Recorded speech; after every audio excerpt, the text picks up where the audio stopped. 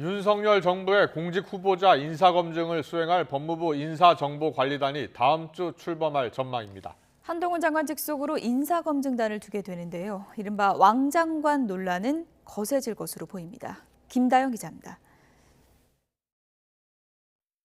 법무부 산하의 공직자 인사검증 조직을 새로 만들기 위한 개정안이 입법 예고기간을 거쳐 지난 27일 차관회의를 통과했습니다. 모레 국무회의 의결만을 앞두고 있는데 안건은 법무부와 그 소속기관 직제와 공직 후보자 등에 관한 정보의 수집 및 관리에 관한 규정 일부 개정령안 등 두 가지로 모두 대통령령입니다.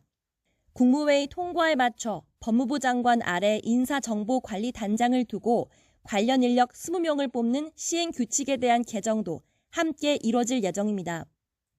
통상 국무회의 통과 이후 관보 개최까지 일주일가량이 걸리는 만큼 늦어도 다음 주엔 인사정보관리단이 본격 가동될 걸로 보입니다.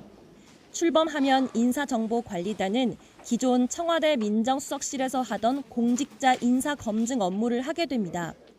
인사혁신처장의 정보 수집 권한을 한동훈 법무부 장관이 위탁받는 형태인데 같은 국무위원 후보자나 총리 후보자까지 검증할 수 있는 권한이 주어지는 건 부적절하다는 비판이 끊이질 않고 있습니다.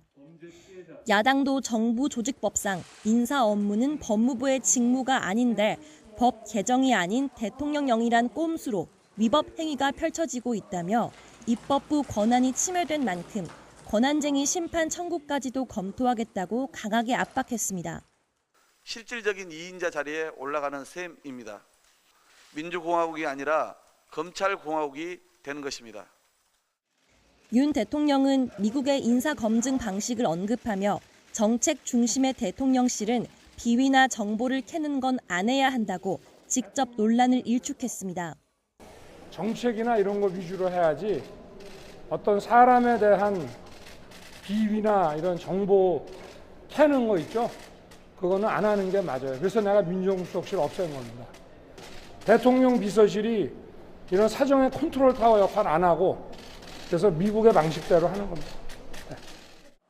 하지만 민정수석실을 없앤 이유에 대한 설명만 있을 뿐 인사검증 업무를 하는 조직이 왜 법무부여야 하는지에 대한 명쾌한 답은 없습니다.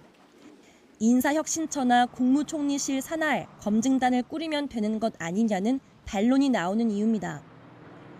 법무부는 비검찰 출신을 단장에 앉히고 사무실을 제3의 장소에 둘 뿐만 아니라 한 장관에 대한 중간 보고를 생략하는 방법으로 조직의 독립성을 지켜나가겠다고 강조했지만 격렬한 정치권 공방 속 이른바 왕장관 논란은 쉽사리 가라앉지 않을 전망입니다.